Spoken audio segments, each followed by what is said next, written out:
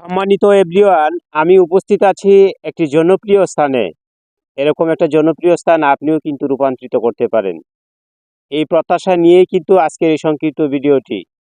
যার প্রচেষ্টায় এই বাগানটি রূপান্তরিত হয়েছে, উনি পেশায় একজন শিক্ষক মানুষ, কিন্তু মনের বিশালতা নিয়ে এখানে এই সবুজ শ্যামলে এই জায়গাটা পরিণত করেছে।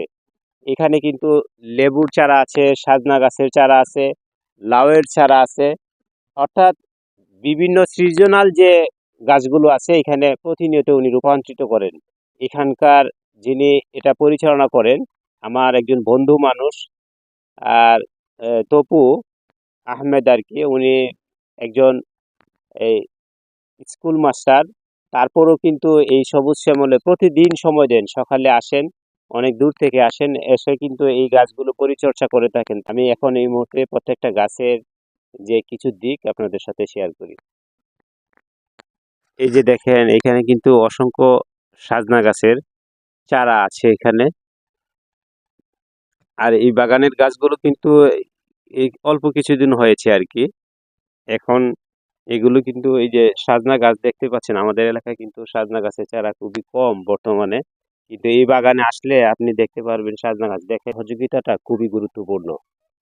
এই ধরনের উদ্যোক্তা যারা আছে, যারা তাহিরপুর উপজেলায় এই ধরনের নার্সারি খুলেন বা এই ধরনের বিশাল আকারের নার্সারি যারা খুলে থাকেন, তাদেরকে সরকার বিভিন্নভাবে প্রমোট করতে পারে। আর করার মতো কিন্তু সহযোগিতা করার মতো সিস্টেমও আছে যতটুকু আমি জানি।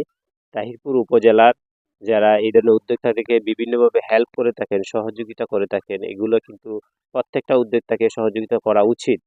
আর এই ধরনের বাগানের মালিক যারা আছে তাদের কাছ থেকে যতটুকু শুনতে পারি, এই ধরনের সুযোগ সুবিধা থেকে তারা বঞ্চিত।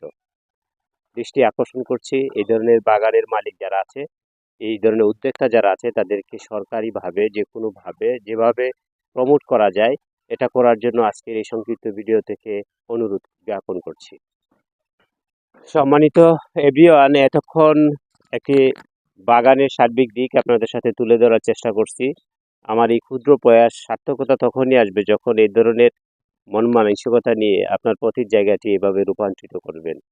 একজন শিক্ষক মানুষ যদি এতটুকু পরিশ্রমের মাধ্যমে এই বাগানের সার্বিক পরিস্থিতি বা সার্বিক অবস্থা এতটা উন্নতি করতে পারে, আপনার পক্ষেও কিন্তু এটা সম্ভব। এটা শুধু মনের ব্যাপার। আজকের এই সংক্ষিপ্ত ভিডিও থেকে আমি বিদায় নিচ্ছি। সবাইকে অসংখ্য ধন্যবাদ।